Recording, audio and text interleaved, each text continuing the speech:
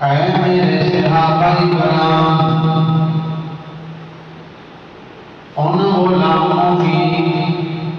میرے وہ غلام، میرے وہ میرے ساتھ محبت کرنے والے امتی، وہ امتی جنہوں نے اپنی سر کی آنکھوں سے مجھے دیکھا نہیں، جو تمہارے داماد دنیا میں تشریف لائیں گے، جو میرے ساتھ محبت کا اظہار کریں گے، حضور نے فرمایا ان کی محبت کی وجہ سے میری آنکھوں سے آنسو آئے ہیں۔ میں ان اپنے غلاموں کو یاد کر رہا ہوں، اے میرے صحابہ تساں میرے معجزے ویکھے، کسی نے چاند دے دو ٹکڑے ہوندے ویکھے، کسی نے سورج نوں واپس پلٹدیاں ویکھیا، کسی نے پتھراں نوں پانی تے تیردیاں ویکھیا، کسی نے پتھراں نوں پانی تے تردیاں ویکھیا، کسی نے درختاں نوں چڑھ کے میرے قدماں وچ آندیاں ویکھیا۔ لہٰذا اے میرے صحابہ تساں میرے معجزات، میری شان، میری ذات کو اپنے سر دیاں اکھاں نال ویکھیا ہے، پھر کچھ معجزے ویکھ کے ایمان لے آئے، کچھ معجزیاں تو بغیر ایمان لے آئے، لیکن اے میرے صحابہ میں انہاں غلاماں نوں یاد کر رہا ہاں جنہاں اپنے سر دیاں اکھاں نال مینوں ویکھیا نہیں ہوے گا، لیکن میرے ذات نال اتنی محبت کرن گے میرے نام کو جانا قربان کر دیں گے، میرے نام کو اپنا مال، اپنی اولاد سب کچھ لٹا دیں گے۔ میں انہاں غلاماں نوں یاد کر رہا ہوں، اس لیے میں ان غلاموں کو، ان غلاموں کی جو بات بھی آنے والے ہیں یا آج حضرت سے محبت کرنے والے ہیں، بن دیکھے حضور کی عظمت، حضور کی شانیں بیان کر رہے ہیں، حضور کا گلی گلی نگر نگر تذکرہ کر رہے ہیں، ان غلاموں کا ہی ذکر ہو رہا ہے، تو حضور انہیں یاد فرما رہے ہیں، تو حضور کے چہرہ بدگہار کا تذکرہ، آپ کا چہرہ نورانی روشن چہرہ، آپ کے غلام حضرت سمرہ رضی اللہ تعالیٰ آپ فرماتے ہیں میں رات کو نکلا، میں نے دیکھا حضور بھی گھر سے نکلے، میرے آقا کریم علیہ السلام نے سرخ تاری دار حلہ پہنا ہوا ہے، حضور گھر سے نکلے، رات کا وقت ہے، سرخ تاری دار حلہ شریف پہن کر میرے آقا نکلے، رات کا سماں ہے، آپ فرماتے ہیں میں ایک نظر 14ویں کے چاند کو دیکھتا ہوں، دوسری نظر آمنہ کے لال روشن چہرے کو دیکھتا ہوں، جب دیکھتا ہوں میں نے یہ جانا کہ 14ویں کے چاند سے زیادہ چمکدار چہرہ آمنہ کے لال کا ہے، آمنہ کے لال کا ہے۔ اسی طرح دیگر صحابہ کرام انہوں نے بھی تذکرے مصطفیٰ علیہ السلام کے چہرے دیکھیے، تو یاد رہے کہ صحابہ چاند کے ساتھ صرف تشبیہ دیتے تھے، مثال دیتے تھے، لیکن حقیقت میں چاند جو ہے وہ چمکنے والا ہے، صحابہ تشبیہ دیتے تھے۔ علامہ زرقانی امام قرطبی نقل کرتے ہیں کہ حضور نبی رحمت صلی اللہ علیہ وآلہ وسلم کا تمام تر حسن اللہ نے ظاہر ہی نہیں فرمایا، اللہ نے حضور کا سارا حسن دنیا کو نہیں دکھایا، پردہ فرما کے رکھا ہے، 70 پردوں میں حضور کا حسن چھپا کے رکھا، حضور کی حقیقت حضور خود فرماتے ہیں میرے صحابہ میری حقیقت کوئی نہیں جانتا میرے خدا کے سوا، میری حقیقت میرا خدا ہی جانتا ہے۔ اس لیے ایک طرف حسن یوسف ہے اور ایک طرف حسن مصطفیٰ صلی اللہ علیہ وآلہ وسلم ہے۔ اب دیکھیے چاند جو ہے اس کو کوئی دیکھ کے انگلیاں نہیں کاٹتا، چاند کو دیکھ کر کوئی انگلیاں نہیں کاٹتا، لیکن حسن یوسف کو دیکھ کر اللہ کے نبی یوسف علیہ السلام آپ کے حسن کو دیکھ کر مصر کی عورتیں اپنی انگلیاں کاٹ دیتی ہیں، مصر کی عورتیں اپنی انگلیاں کاٹ دیتی ہیں۔ جب حضرت یوسف علیہ السلام کی وہ عورت عاشق ہو گئی تو پھر انہوں نے کہا کہ وہ ایک غلام کی عاشق ہو گئی ہے، تو پھر وہ سیبوں کی کہانی قرآن نے بیان کی، سیب رکھے پہشویاں رکھی گئی۔ جب یوسف علیہ السلام بغیر حجاب کے سامنے آئے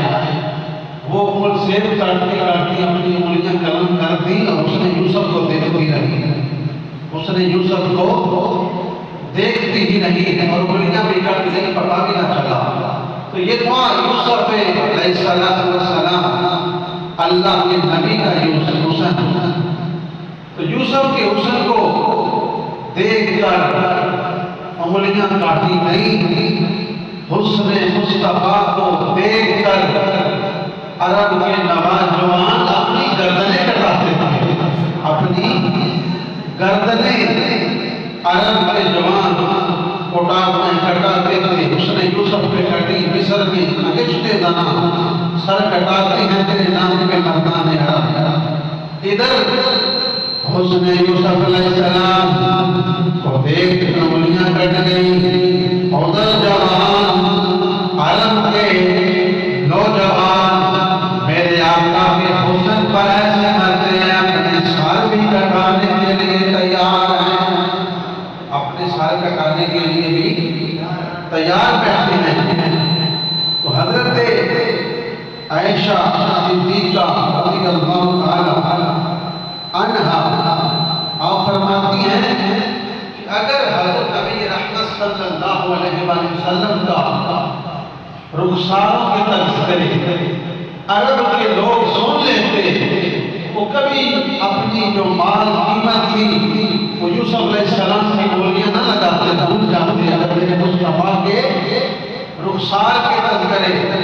سن لیتے۔ تو برادران اسلام علامہ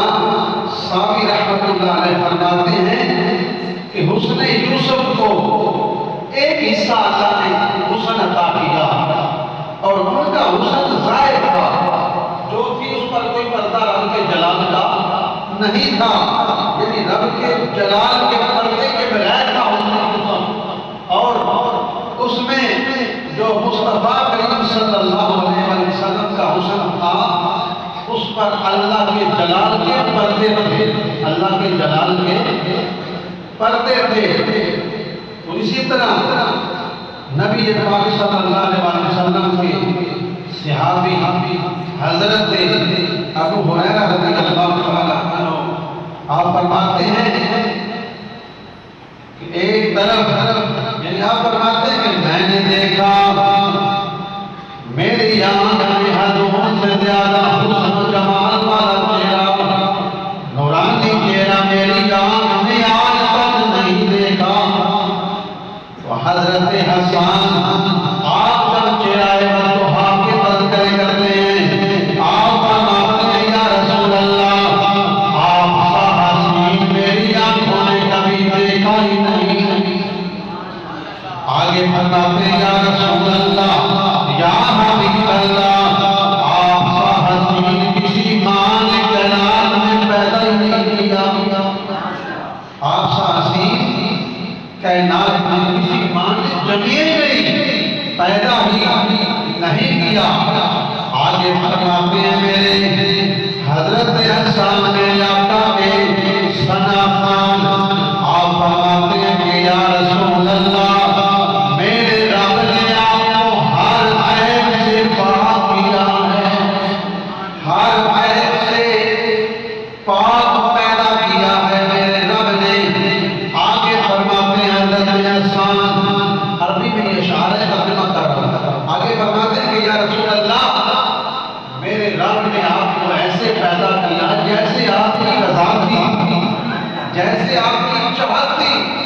ایسا لگتا ہے کہ رب آپ کو آپ سے پوچھ پوچھ کے پیدا کرتا رہا، بناتا رہا۔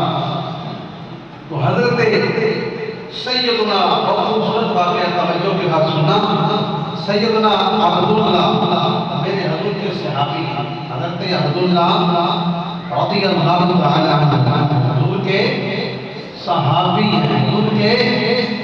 سارے بولے حضور کے صحابی ہیں۔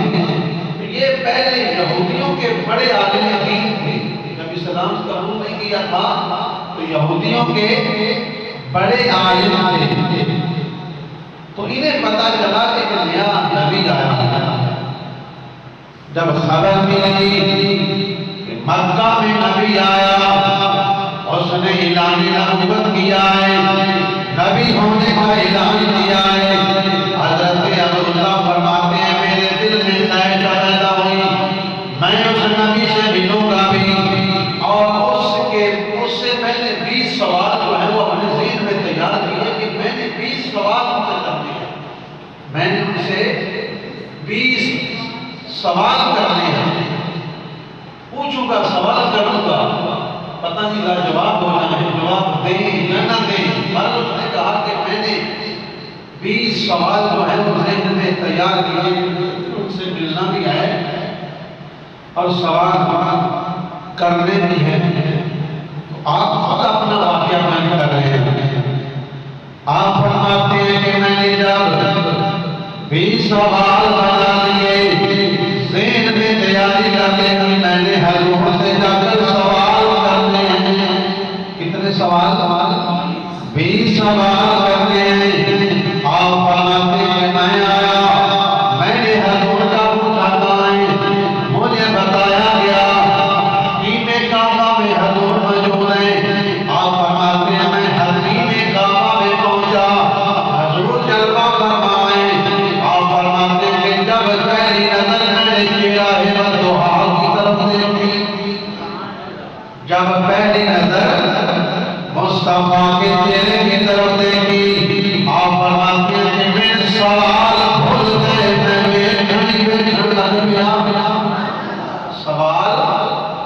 بھول گئے،